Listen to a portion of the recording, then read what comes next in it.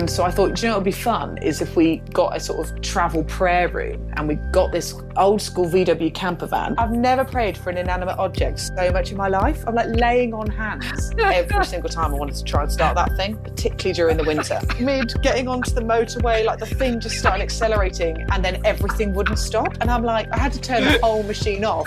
I went into the back of a van, but I was going slow enough that I just bounced off the back of this white van.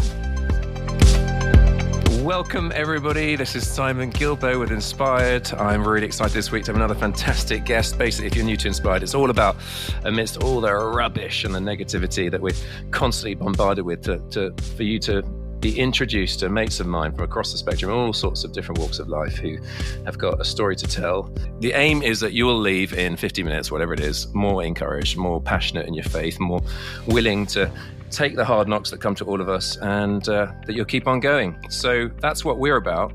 And this week we've got a dear friend of mine called Miriam Swanson. Welcome, Miriam. Thanks, Simon. What a good intro. I'm already inspired by Inspired. Brilliant, mate. So Miriam, some of you will know her by her former name, which was Swaffield. She's now Swanson. She's had a busy few years of getting married in the pandemic, moving to America, having a baby. But Miriam and I go back, well, I don't know when we first met. Well, I think we first met when you were an adult, but when you sort of, in the youth group, whatever, when I spoke at King's Road Church in Berkhamsted. I was going to say, I remember you, but I was a sort of 16, 17, and I just remember that being probably the first, maybe the only time in our tiny little local church that I grew up in, where you did a call to it's likely to be radical impossible faith, knowing you. All right. And the church ended up at the front responding. And I just remember thinking, I didn't think our church did that. Got up en masse and all walked to the front and sort of dedicated our lives to the radical call of Jesus. So in some ways, Simon, some of this story is probably your fault. Should we say that? Brilliant. Well, I can't remember that, but there I've got a bunch of good mates there as part of that church. In fact, a whole bunch of great people. And it's funny because we haven't sort of seen much. Well, I've already seen you a couple of times in the last few years, but I was trying to track down your email, and so I found an old email address. But this is the only email address I'd found, so I had to WhatsApp you to get the new one. And this is what it said. So this was May 2018. So we were both speaking at a conference. I think it was the YEC Youth Evangelism Conference. Okay, yeah. And you were sick and grumpy and feeling really rough. So I'd flown over from Burundi for it. I'd gone back and I wrote, "Hi, Miriam. Thanks for giving me your lurgy last week. All it took was 10 minutes together and a little incubation later, I was snotty and grumpy like you." No, oh my gosh. Oh dear. Anyway. And that was before COVID. If anything, we pioneered the whole don't get too close with each other's personal space without wearing a mask. Because now there's the consequence. Sorry about that. Well, you did. Your reply was, "Sorry about the lurgy, my bad." Anyway, so that was one of the conferences we were at together. Another one, and let's just do this at the start because one person I just wanted to mention that we have closely in common, and he would have made an incredible podcast. Oh my goodness, was our mutual friend Caleb Meekins, and we were together. I think it was maybe New Wine in Ireland, Northern Ireland. It's one of those conferences. Yeah. And we shared I forget who the last lady with you was. There were four of us in an Airbnb or whatever it was, hostel. Yeah, that's right. And it was such a fun time. And just so for those of you who don't know, Caleb Meekins was just a gem of a man who was killed in a car crash about 2.5 years ago, maybe. And give some reflections on Caleb. Yeah, Kay. Oh my goodness, we kept colliding in the same things with Caleb and I. Basically, we were the same age stage with a very similar passion for Jesus and mission that meant we'd often end up being each other's counterpart at different things. Yeah. But I actually first met him when we were both students, and we were both involved with Fusion because Caleb went to the church as kind of like the home church of Fusion. And he came up to me and said, "Miriam, I've got this wild idea, but I don't think it'll work. Basically, I want to throw a New Year's Eve party that's with a difference for people that follow Jesus, to call them into the new year, to see a shift in culture, the church and in ourselves. But we don't have a venue and we're not known because it's never existed before. And basically no one was trusting them to throw a party that would be responsible for New Year as this new thing called Shift. Yeah. And by some like laughable favor in the kingdom of God. I was 2 months into working for Fusion, and I said, I reckon if we mentioned Fusion, they'd let us do it. And so we asked this outrageous church that's like incredible building at St Paul's Hammersmith, and Caleb just name dropped Fusion and just went, Fusion are coming, and they were like, oh, we love Fusion, yeah, you can throw a party here. And so we ended up, I remember having this conversation with Kay where I said, this has got to happen even if there's 12 of us praying on the street in the cold, or 500 in the best church building in London. And then it ended up being hundreds in this church building in London. But it began with this student conversation of him coming up to me and going, I've got this idea, how do you think it will work? And we just went, do you know what, whatever happens, even if it's on the street and there's no one that comes, we've got to start doing something to see a shift in our generation. So Caleb's that kind of visionary that you have a conversation with him, and by the end of it, you've like given your money, your time, your name and everything just to give it a go. I miss those conversations because they're the kind of conversations that they make you leap back into the arms of Jesus all over again with trust and vision and prayer and a lot of cheeky fun along the way. That was Caleb. Yeah.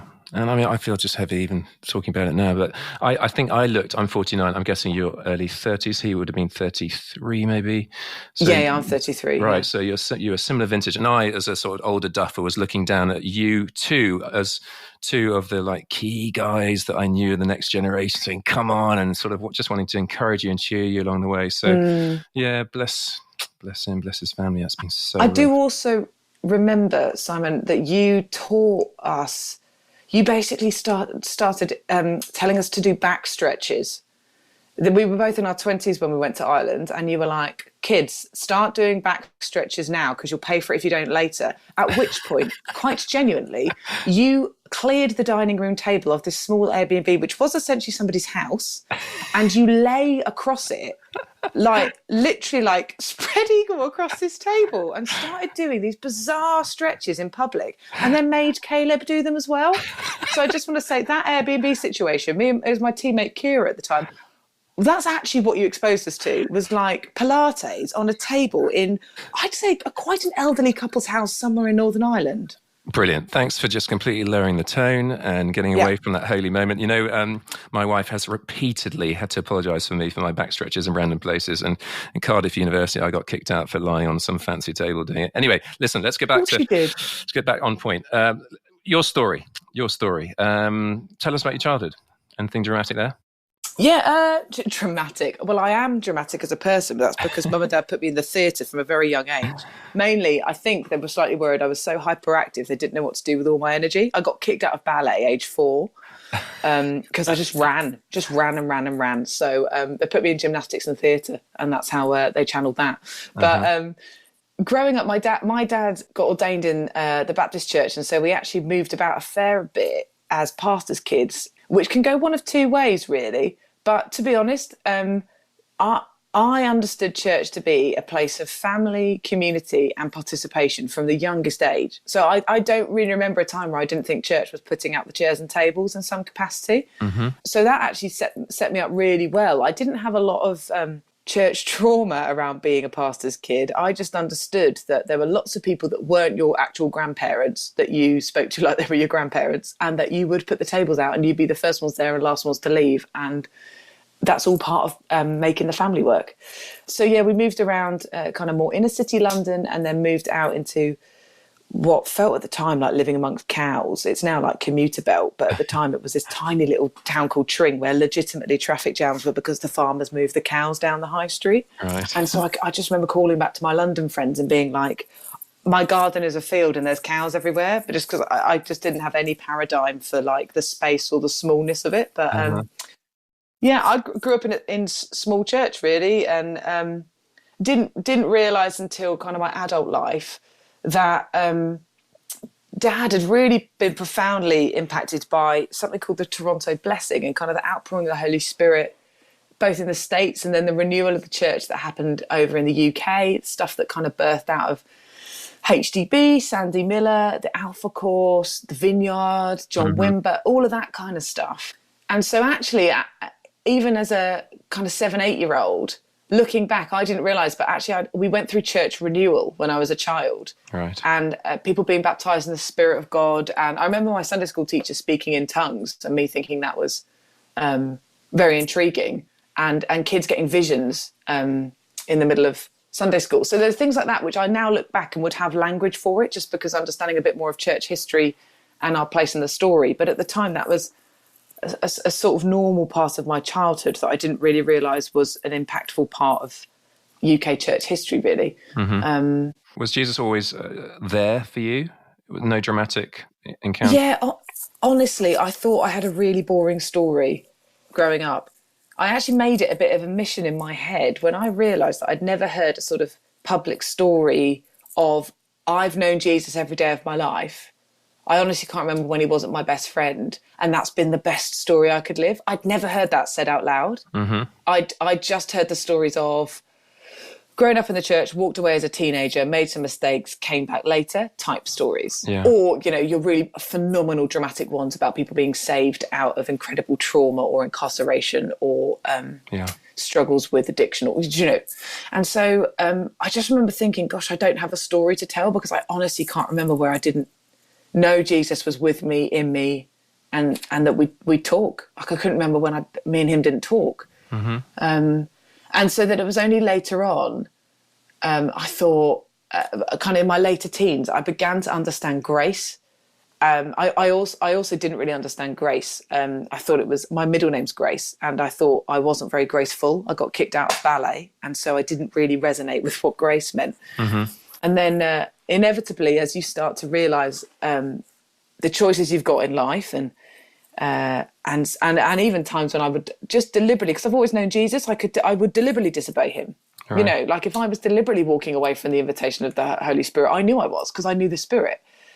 When I start to understand the magnitude of grace, that it would be that I would spend my whole life knowing Jesus, the grace of God, that I would somehow have managed to have not really sort of driven the car off the road, I just thought, that is actually a phenomenal testimony, even though it's not the sex, drugs, rock and roll stuff that kind of get standing ovations. It really is the story of, I've loved him every day of my life. And of course I've been disobedient. And of course we've had our own struggles, and it's, our family life hasn't been perfect.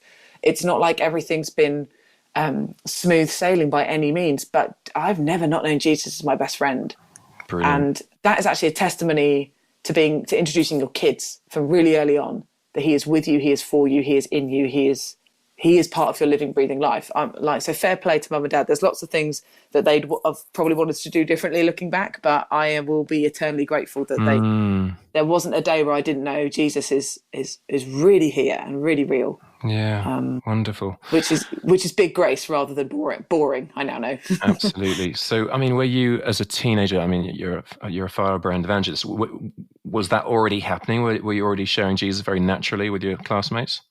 Yeah, I didn't know what an evangelist was, as in Sure. I'd not really picked up on the definition of that or what that meant. So I used to think I was just a bit odd, because I was the kid that for as long as I can remember brought my friends to youth group in church. Mm-hmm. I talk about Jesus very openly at school, had some sort of big moments of faith decision at school. For example, there was a vote for who the happiest person in year 9 was. And I won this vote in my year group. And so then they asked me to write an article for the school newsletter about why I thought I was so happy. And I remember having a conversation with my mum, because I was really nervous, because I was like, I don't really know how to not mention Jesus, but that feels terrifying, because that's like your whole secondary school you're outing yourself to, and you're still one of the younger end of things. And I remember mum sort of just saying to me, well, Miriam, there are lots of reasons why you can sort of feel happy to be an upbeat sort of person, but it wouldn't be fully telling the truth if you didn't talk about Jesus, in terms of you know that he really is the kind of key to that, don't you? So that is something to think about, is to tell the truth. And so I wrote that article. I was so nervous the day it was being published, because everyone got a printed copy in their hands to take home, and then all the primary schools got sent them as well. So it's just a terrifying moment of knowing there was going to be this little column by Miriam that said, I think I'm happy because I know Jesus. Yeah. Which was, it was terrifying. And there was about a week of a bit of bullying and an overwhelming number of letters and encouragements from people young and old in the school community who thanked me for saying what I believe in. Brilliant. I have teachers at school now who still, I got an email from one of them the other day, who still follow what I do. And the conversation began because I confessed to being a Christian publicly, and they came up to me and went, "Me too." Oh, fantastic. And so, that was, there have been those moments where you're like, if you actually believe it, now's your time to say it out loud in such a way that there's no one in the school that's not going to know. Yeah. How do you feel? Like, is God faithful that this isn't going to mean you don't have any friends for the rest of your secondary school life? Which was that's what it felt like. Mm-hmm. I might lose my friends. And of course I didn't. Yeah. But that's what it feels like sometimes when you put yourself out there like that. Yeah. Well, may even sharing that be an encouragement to some of us listening to put ourselves out there and encourage our children as well. I mean, it can be a tough call, but it's got to be worth it. So did you go straight to university? No, I actually had my first experience of like what I felt like was proper failure in not getting into university. I'd, again, just a good kid, done well at school. I was raised by teachers, right? So I'm bred for education, if nothing else, in my family.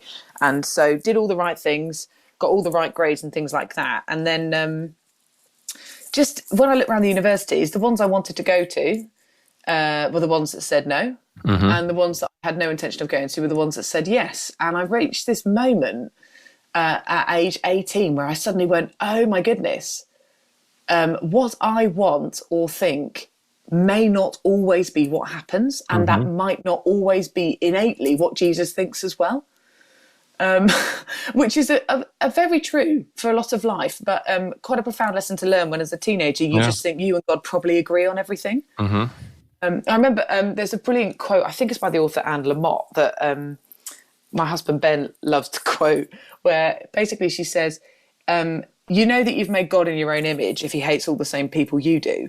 Yeah. And although that wasn't quite the extreme of the situation, I think if God never disagrees with you or never has another opinion outside of your own, then there is a chance that you've created quite a wonderful world for yourself in which he's always just got a yes over your decisions, your life and your hopes and dreams. And there's lots of times where Jesus has said to me, Miriam, I'm with you. What would you like to do? And there's definitely been times where it's been very clear, locked doors, shut doors, and just outright no. And the university moment, all my friends went to university. I watched my whole friendship group go, and I felt distinctly that I needed to wait and not say yes to somewhere that I hadn't got peace about, and to reapply and to let all my friends go to uni and to take this unplanned year out and to reassess. And that profoundly marked my life, not only in getting over myself around grades and achievement, and a bit of that idol, I think, died that day. It was also the first time I really felt God speak directly to me through like somebody praying for me and giving me a word that had actually never happened to me growing up. It happened to my siblings, happened for my dad. I don't remember that ever happening for me, and it was just at the right time. And then taught theatre to kids and things, ended up serving at a mission organisation that our church had partnered with for years. So went out and served alongside some incredible women in South Africa for about 4 months. And that was actually when the Zimbabwe refugee crisis was happening, kind of a huge flood of people needing to escape Zimbabwe across the border to South Africa. So ended up basically getting a kind of frontline picture of what's happening in refugee crisis over there at the time. And then basically found a course that never existed before. It was the first year they'd ever done it in York. And I saw it. I'd never even looked at York. Saw it, read the course description and said to my mum, I'm going there. Applied, got in. I honestly said no to every other university, even the ones that said yes that said no before. Yeah. I was just like, no, this is it. This was the right thing, right time, right place. And it hadn't existed the year before. And if I hadn't have gone to York, so much of what's happened to me wouldn't have happened because of the people, because of the calling that came out of that time and space. And it came through not getting in. Hindsight is great to see how God does weave the tapestry of our lives, isn't it? And jobs that you don't get that you wanted, university that you don't get that you wanted, all that sort of stuff. So the York chapter, critical in the history of Miriam Swanson. So go on, why was it so important? Honestly, partly from a church perspective, I'd never been to a church that I wasn't so-and-so's daughter. And so just to turn up to a new city with no context as to dad being a church leader or mum being like a head teacher of the local school or anything like that was really healthy. So I got to be kind of anonymous and pick a church. I actually, classic evangelist stuff, I picked a church based on where I thought my housemates would go to church. Which meant I ended up in a little church plant in a gym 2 minutes from my campus, halls of residence, where all my mates were. I didn't know it was the Church of England because it was in a gym. Had never been in the Church of England before. So that accidentally changed my life because I'm now ordained in the Church of England, which was an act of bizarre obedience. Yeah, I'm not even sure that story makes sense yet. But they let you in. Oh, I know. Just barely, to be honest. Goodness gracious. But in York, I basically came across this church, and it was there that they identified and did something with the call that had been on my life for a long time that no one knew what to do with. Essentially, I'd grown up in a church that didn't at the time have women leading or preaching or teaching or anything like that in a sort of senior capacity or up front.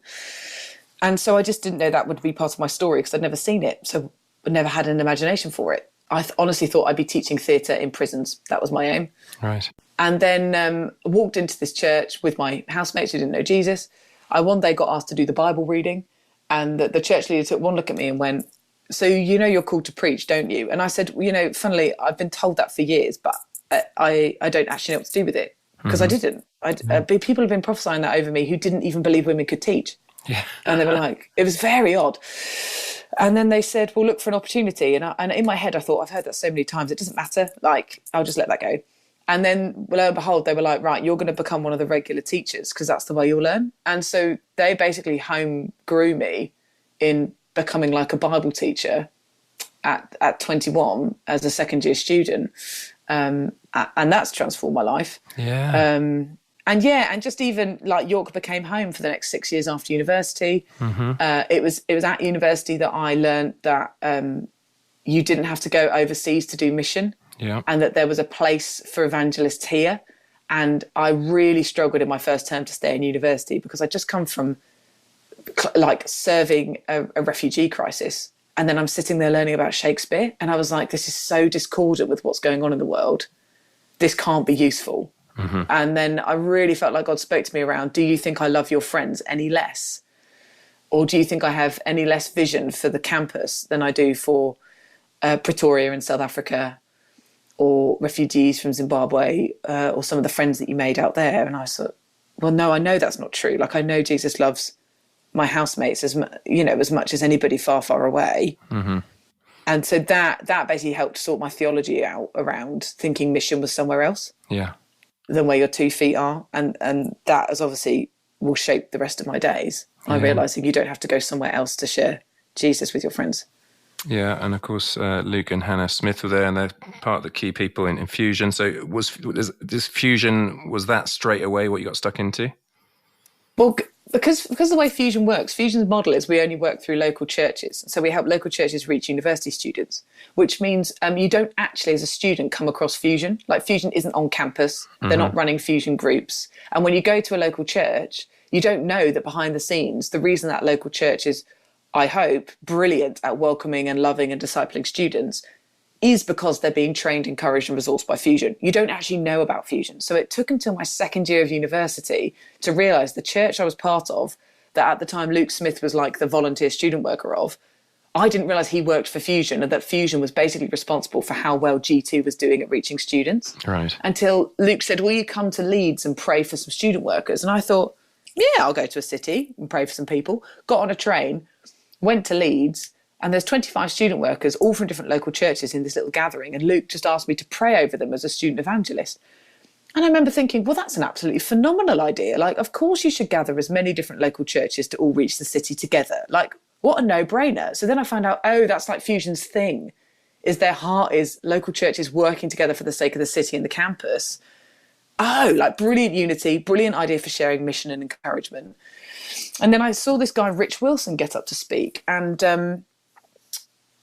he spoke, actually, I mean, this is actually quite profound thinking about what's happened now. But when I first met Rich, he got up and said that his daughter, Lauren, who was 2 years old at the time, had just started treatment for very, very aggressive cancer.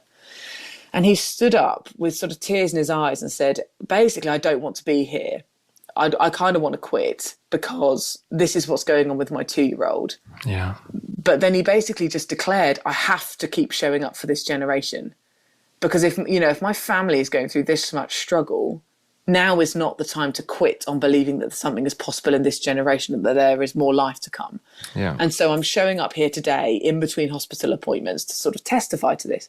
And I sat there in my seat and thought, well, firstly, I would follow that man anywhere. What a profoundly humble, marked by grief and grace disciple that is. Yes. And secondly, I started giving financially to Fusion on the spot because I thought any ministry that's being led by somebody who's paying the cost like that and is bringing churches together like this, I want to serve. Yeah. So I basically took from that moment any opportunity to serve the wider mission of Fusion as a student that I could, not having a clue that that would lead to me being the first sort of full-time student mission developer for them, and that Rich would still be my boss today and we'd still be on this journey of kind of grief and grace together. So yeah, that profoundly disrupted my narrative of becoming a teacher in one sense, but what a remarkable family to journey alongside and to be part of in Fusion. Yeah. Well, I mean, I think the last time we did see each other, you flew across to speak at.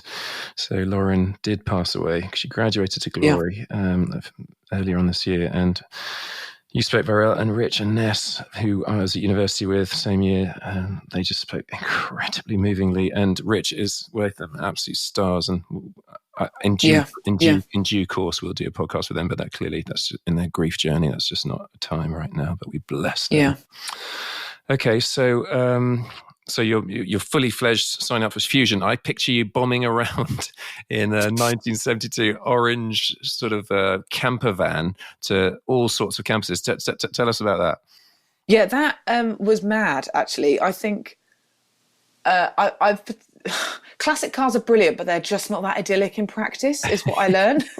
Like, I had this idea of Fusion was starting to work in many more churches. When I first joined Fusion, there were less than 200 connection churches that were signed up to say, yes, we want to welcome students. And in our first couple of years, we really experienced this tipping point where churches were signing up in their hundreds to work with students. Basically, a seminal bit of research had also come out around the missing generation. And they were basically asking the question, where are the 18s to 30s? And obviously, we know where lots of them are because they all go to university. And so the church started realising, oh gosh, we've kind of tagged out of our part in the story. Yeah. We kind of assumed that on-campus ministries would do it all. And of course you can't. That's not fair. And the church were kind of missing this big bit of generational discipleship. So they started en masse signing up to Fusion. And that led me to basically realising we have a church in every single university location in the country, but we've never visited them, not half of them.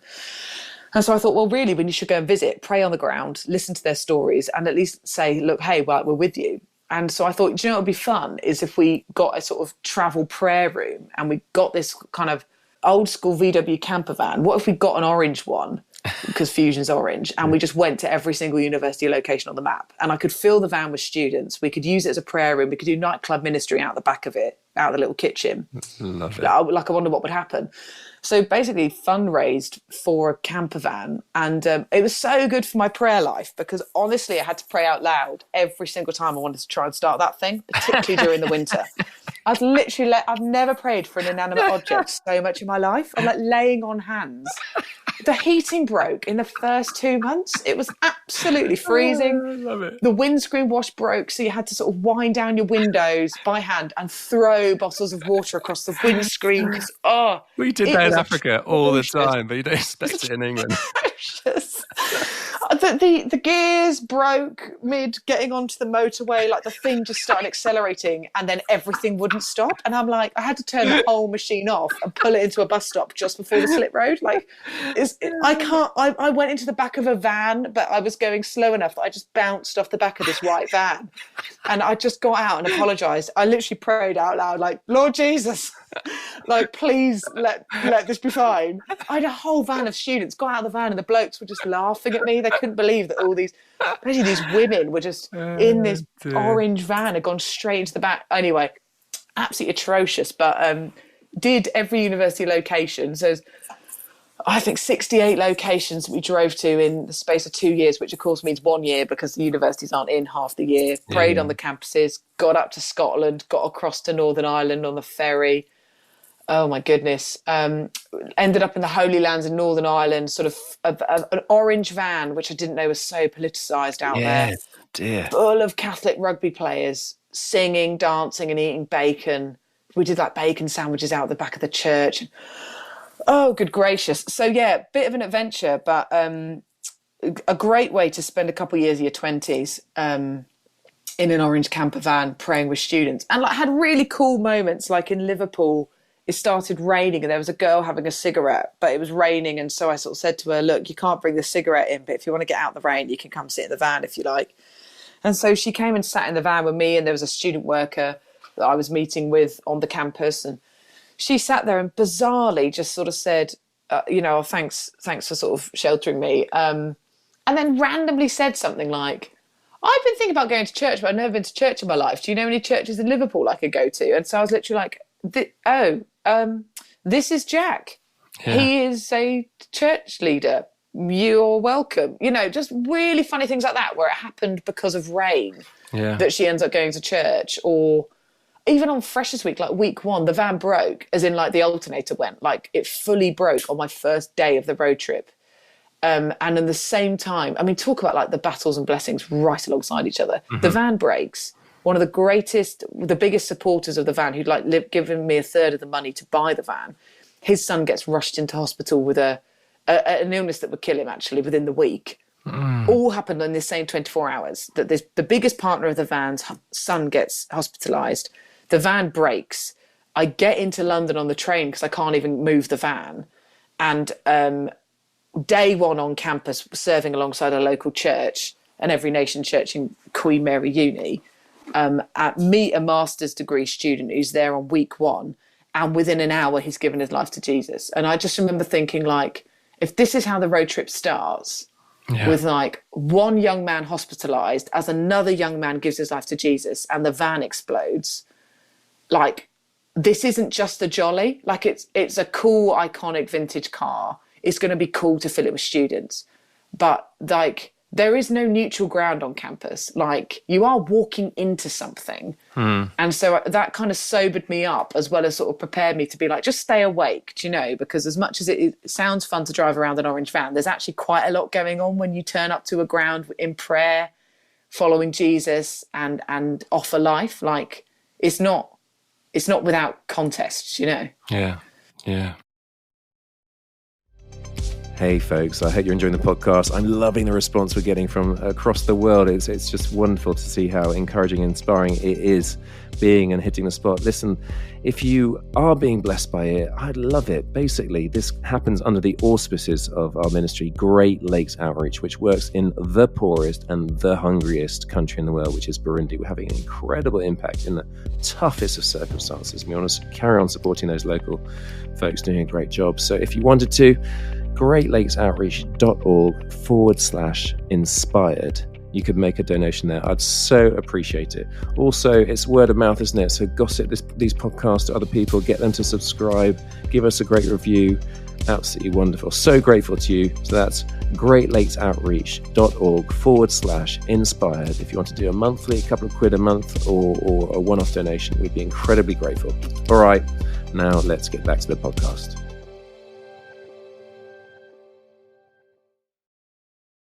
Oh, this might be an unusual question, but I mean, I observing you, basically, you got sort of catapulted in terms of the English Christian scene onto main stage of every flipping conference going, and Sorry. so sort of in our very sort of small world become a sort of celebrity, and I suppose the question for you is that because I've observed and I've been relieved to see, but and again praying for you, sort of what am I, 16 years older, whatever, having maybe faced similar stuff. Do you know what I mean? I mean, I remember being main stage at New Wine with 19,000 people when I was 26 and thinking, and how do we stay humble on that journey? Right. And you have stayed humble as far as I can see, and that's encouraging, isn't it? What do you put that down to?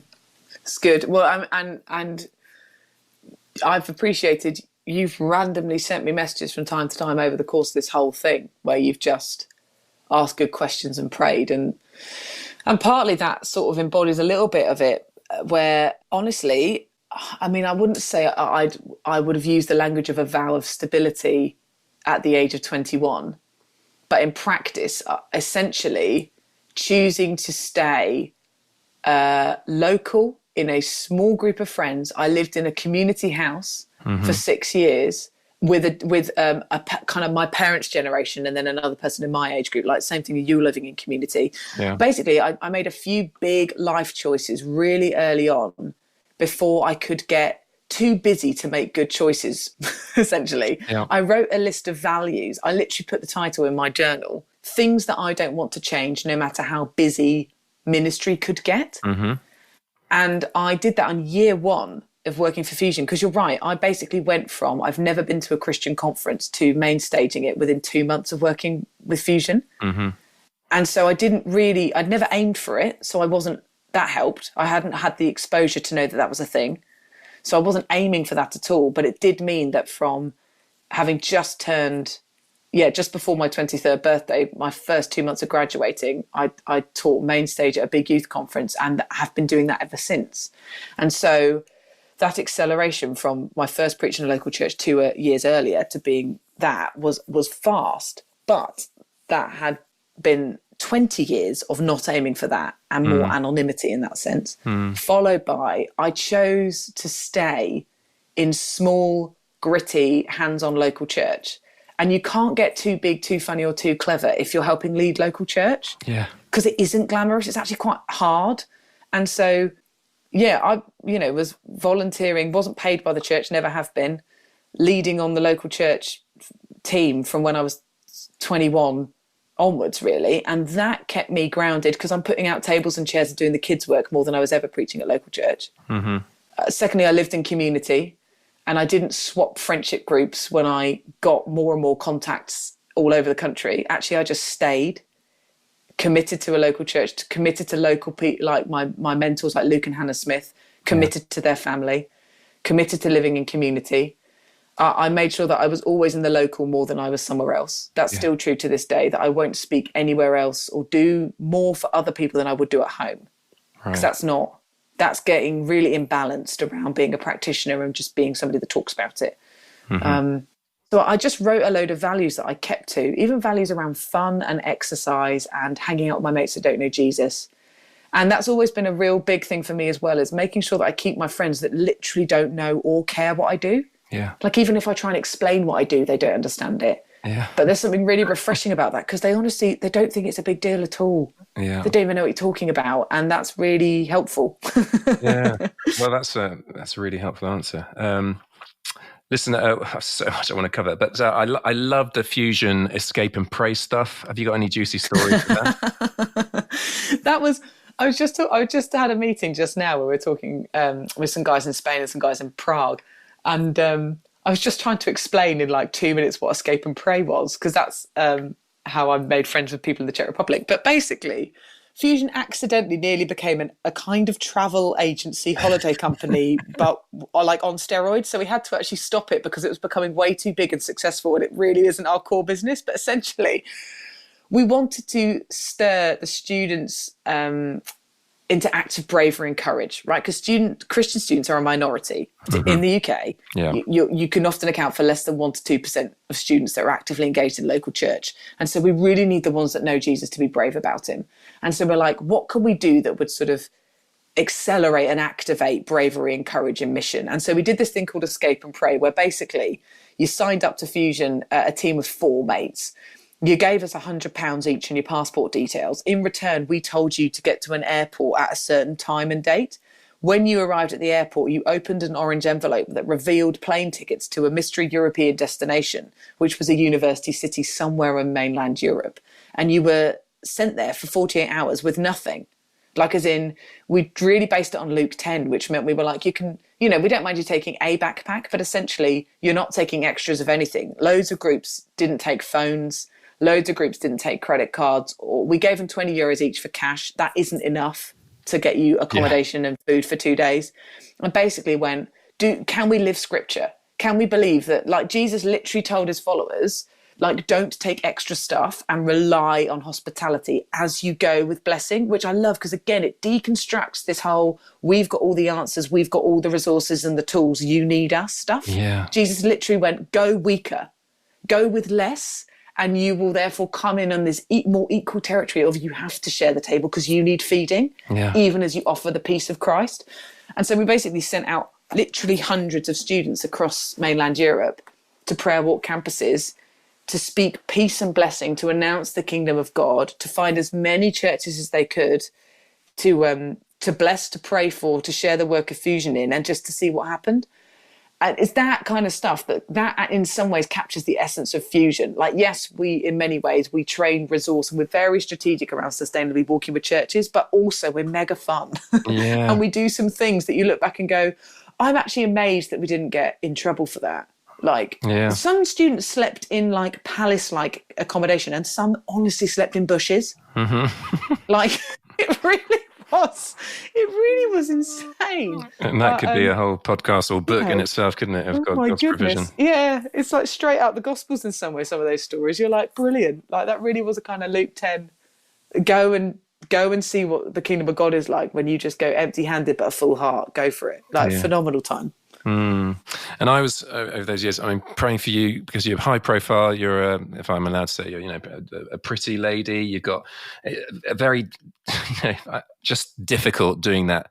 I reckon single, and the complexities that come with that. On the road the whole time. And so I guess one of my big prayers was, Lord, keep her on track and may she find a good fella to do life with. But you fully embraced the singleness journey, didn't you? And can you talk into singleness obviously in a positive light? Because people, it gets a bad rap, doesn't it? And we want to say absolutely not. Well, that's it. I think partly the church, we really need to be getting better at it being normal for people to not be married, partly because that is statistically more and more true. Yeah. Partly because if people are coming to know Jesus later on in life, like, it isn't actually, people aren't getting married in their 20s in the same way. People in the Christian bubble think, oh my gosh, I'm 24, I'm not married, I should start panicking. And don't get me wrong, my parents were married at age 21, 24, do you know? But that actually isn't even the norm generally, and it's not actually the norm in Christendom either, but there is a lot of fear and a sense of sort of scarcity, lack or inadequacy or even judgment around, in some way, if you're not married, you're in some way maybe lesser or not chosen, or something must be wrong with you. And obviously none of that's true. And how dare we even think that we would say that about Jesus, our unmarried one that we follow. But I'm just really passionate about people knowing it is actually fine to find fullness of life and the secret of contentment not married. Because firstly, that lots of us will go through whole seasons of not being married, for example, or like childhood and teenage years, divorced, widowed. There are various stories that will happen where it will be so detrimental to the narrative of the church if we think you're any lesser not married, but also just the phenomenal opportunity to live in community and cultivate deep friendships, and to give myself to friendship, to serving others, to some wonderful experiences of being able to travel more, doing that camper van thing you couldn't do married, let alone with a kid, not in the way that we were doing it, filling the car with students. I am so grateful for my 20s. Yeah. Did I want to get married? Yes, I did feel like that was part of my story. Did I think that that was a guarantee? No, of course not. I didn't feel entitled because there are so many wonderful people that haven't had marriage or children be part of their story who would have longed for it. Do I understand why that happens like that? No. And that can be incredibly painful. And don't get me wrong, there's been incredibly painful times where I've been like, gosh, like having to grieve what I thought was a relationship that would lead to that story. I'd always wanted to be a mum and recognise, hey, Miriam, that might not happen. I don't think God says, hey, I have 100% promises to you. I think he said he's promised me himself and his presence. I think the gospel isn't so small that Jesus would die for us to have a spouse. I think it is far more cosmically significant than that. Yeah. And so working out just thriving in being single, thriving and living in community, thriving and being like wildly generous with your salary because you can be, stuff like that. I'm such a big advocate for us making sure that our single mates are in families and feel no less, but in fact, we are all strengthened by having kingdom community. And you yourself know, you live in community yourself, like we're better for it.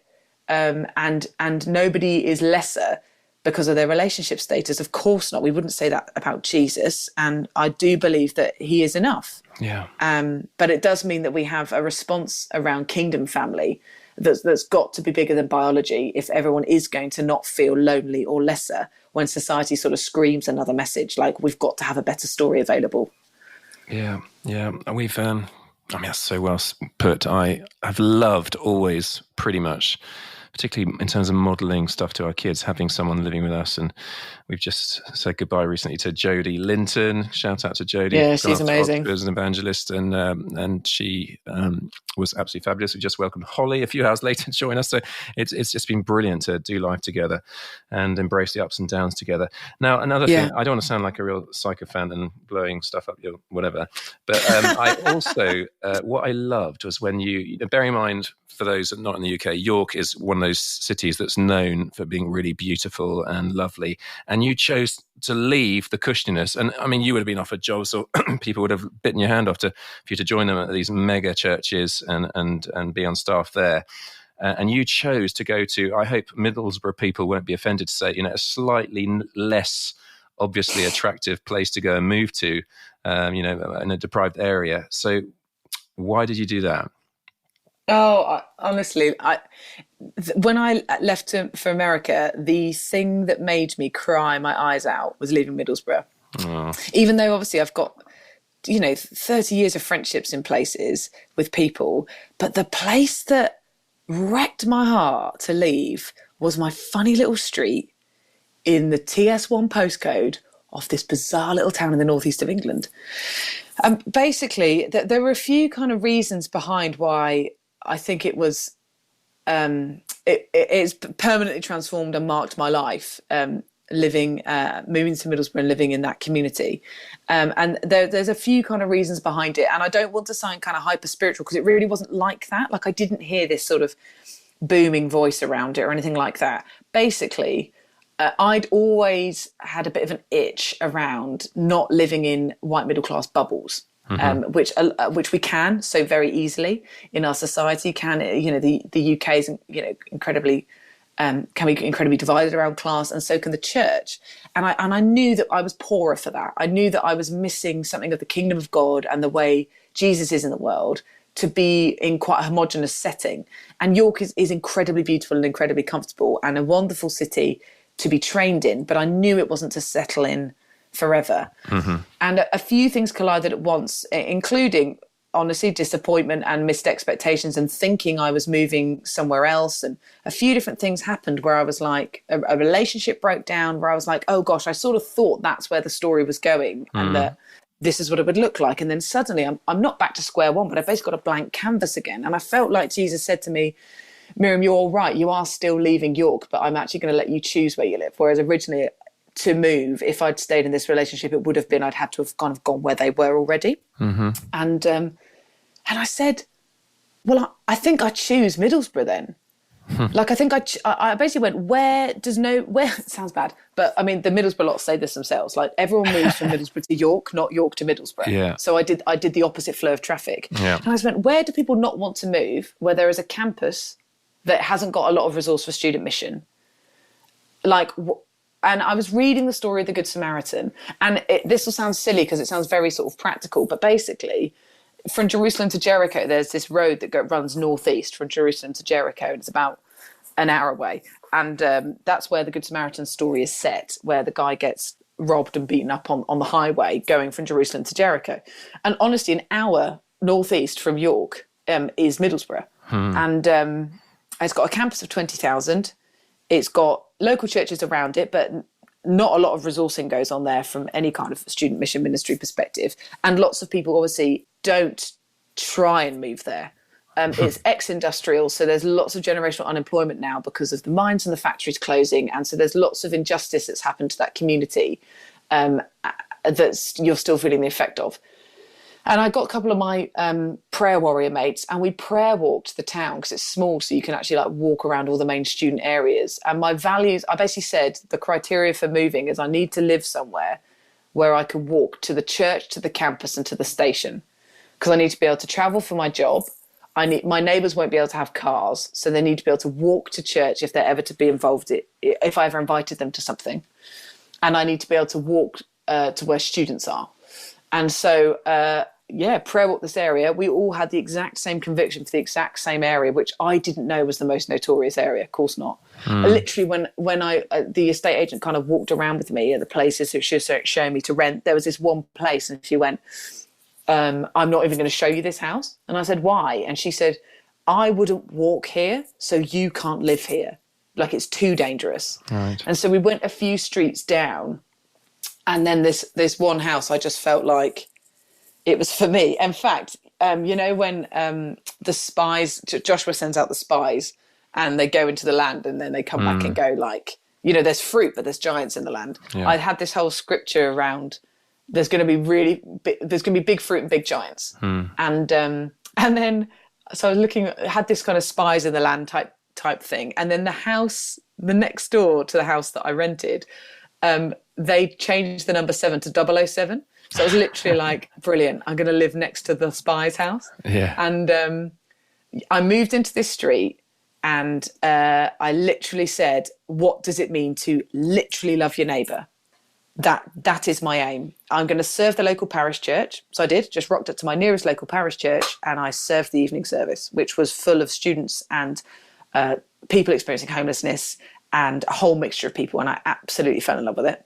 I didn't even tell them I preached. It took 6 months until a woman realised she had a DVD of me at home, walked up to me as I was serving coffee and went, Miriam, I've got a DVD of you at home. Should I bring it in? Should we play it for the church? I think they'd want to know. And I literally went, no, don't tell them. Because I'm much more interested in raising local voices than mine. So I was like, don't tell them that I do that.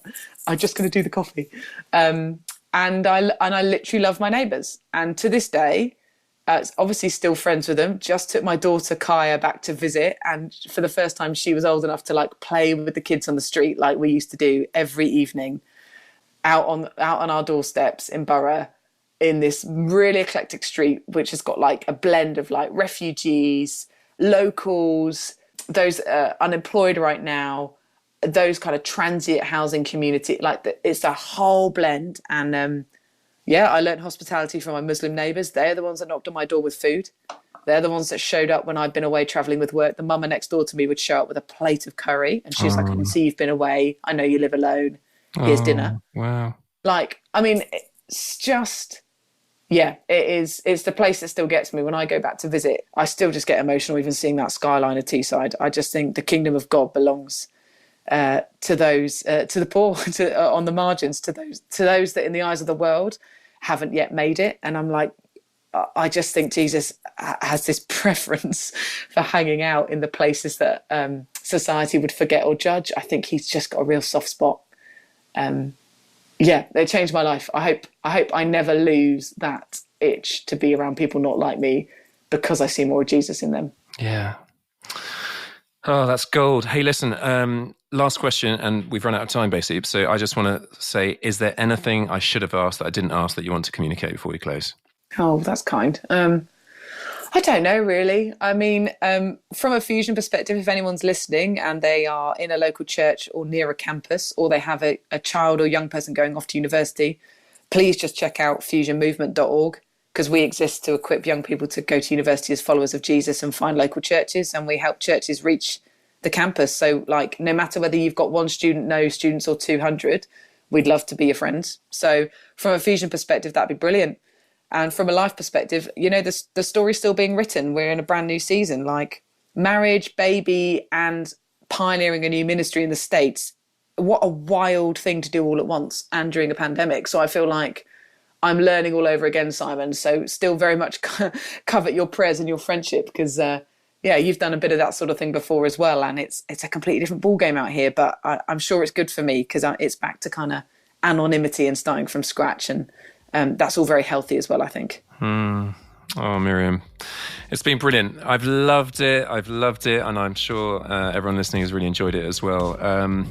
God bless you, sister. We're cheering you on. And folks, if you've enjoyed it, which I presume you have, can you give us a great review on Spotify, iTunes? It just means, well, more people get to hear about it in terms of whatever the algorithm. We don't even understand how it works, but it works. And do be in touch. Check out fusionmovement.org. We'll put that in the blurb. And I want to thank Adam Thomas Steer for the editing and Mike Sandeman for the mixing. If you want to be in touch with me, simongilbert.com or any of the social media platforms. But it's a massive thank you to Miriam. God bless you.